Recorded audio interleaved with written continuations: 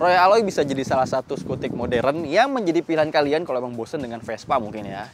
Seperti di sebelah kami saat ini, Royal Alloy TG 150.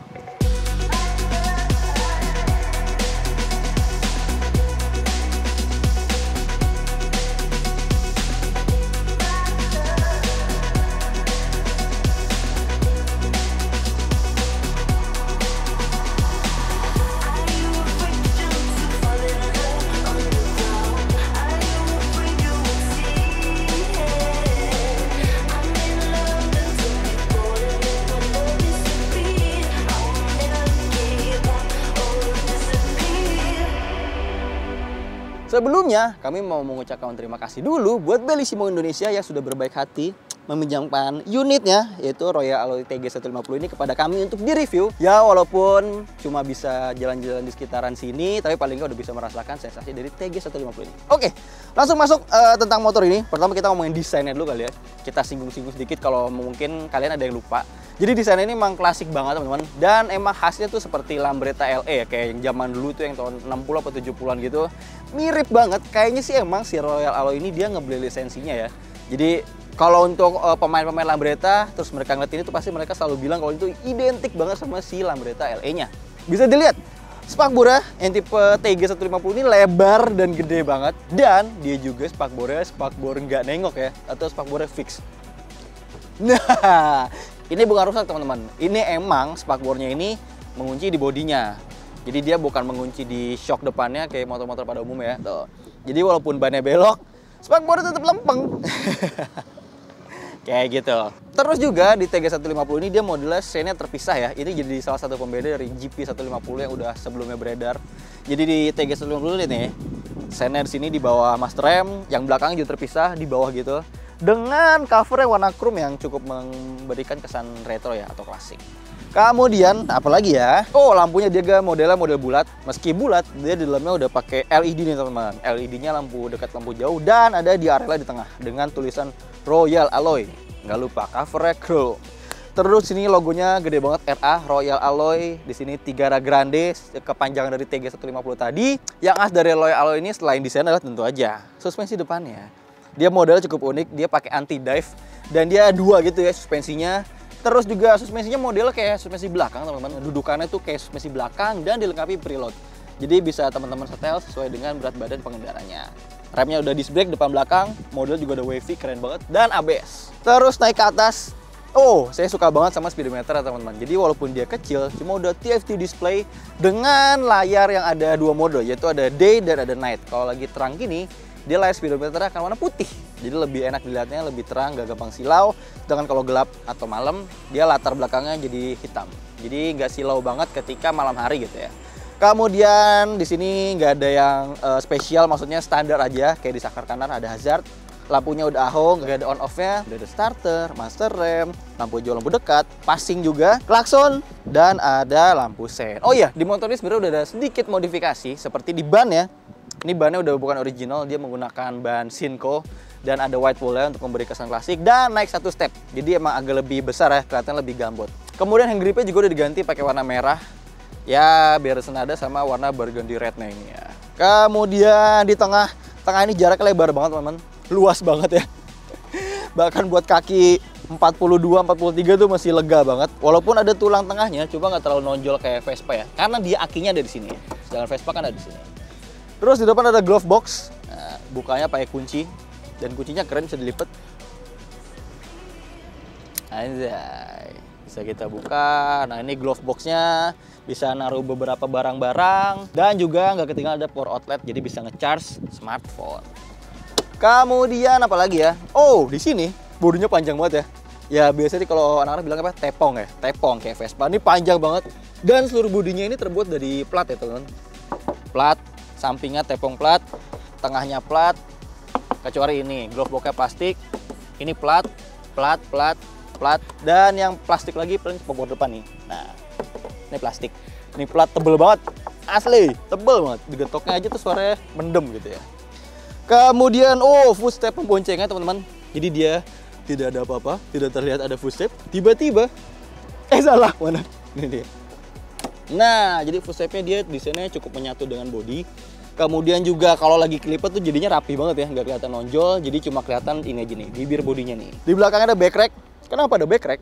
Karena motor ini nggak ada bagasinya. Jadi walaupun bodinya gede gitu ya, gambut gitu ya, cuma isinya ternyata udah cukup penuh teman-teman. Dan di bawah joknya cuma ada tangki bahan bakar berkapasitas 11 liter. Jadi ini full.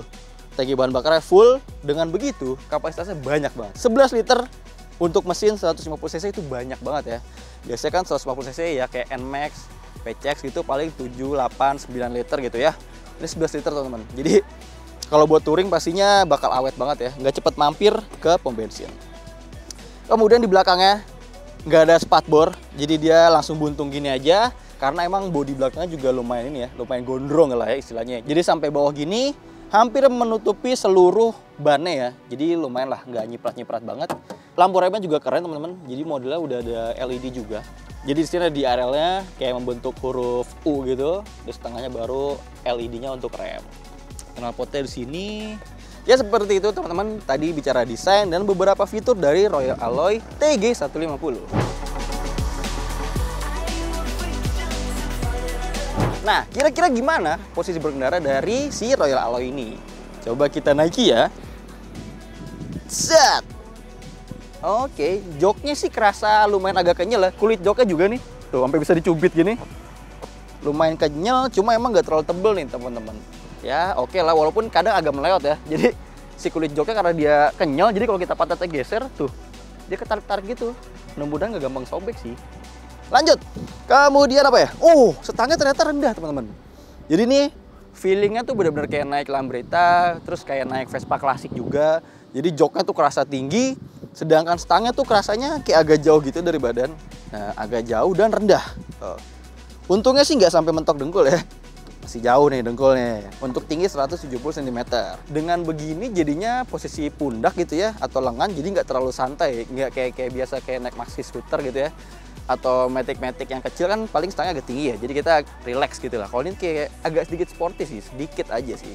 Cuman ini bener-bener ngingetin banget kayak naikin bener-bener Lambretta atau Vespa klasik lah, jadi dapet banget feelingnya. Kemudian di sini batoknya kerasa panjang banget ya, dari speedometer terus ke lampu utamanya tuh kayak jenong gitu. Kemudian ininya lega banget teman-teman. Pijakan kaki perkendaranya dilengkapi juga dengan ini nih, jadi kayak ada belt gitu, belt bahan karet. Nah ini lumayan buat grip sepatu, jadi nggak gampang kepleset dan lega pastinya ya. Buat naruh barang pun enak banget sini, lega banget. Kita turunin ya, kira-kira dengan tinggi saya 170 cm akan jijit apa enggak dengan joknya yang tingginya 770 mm. Ternyata agak sedikit jinjit teman-teman. Ini sih jinjitnya sebenarnya bukan karena jok ya. Ini nih, pahanya nih kepentok tepong. Tepongnya ternyata lebar banget teman-teman. Nih, jadi benar-benar ngeganjel di paha. Ya kalau kanan kirinya turun sih agak jinjit ya. Cuma kalau kaki sebelah aja yang turun, kayak gini, ya bisa geser-geser pantat lah gitu. Jadi aman.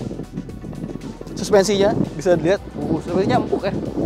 Dan yang depan itu anti drive, jadi dia emang kalau direm itu motornya nggak akan nungging gitu loh, nggak bakal kayak mau nyungsep gitu.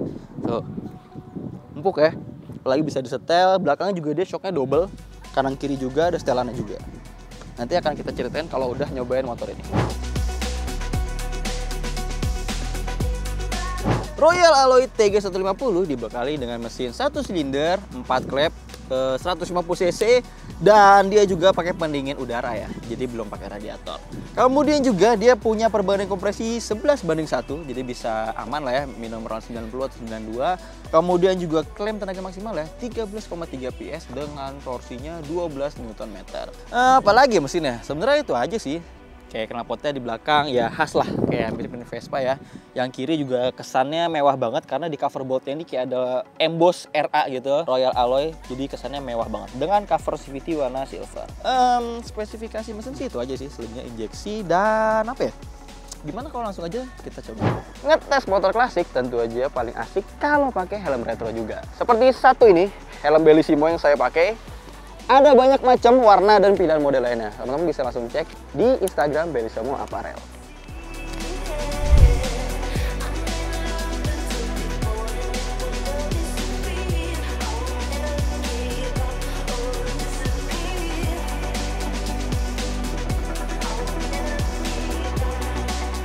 Dengan bobot saya yang 60 kg, ya rasanya sih suspensinya cukup pas ya.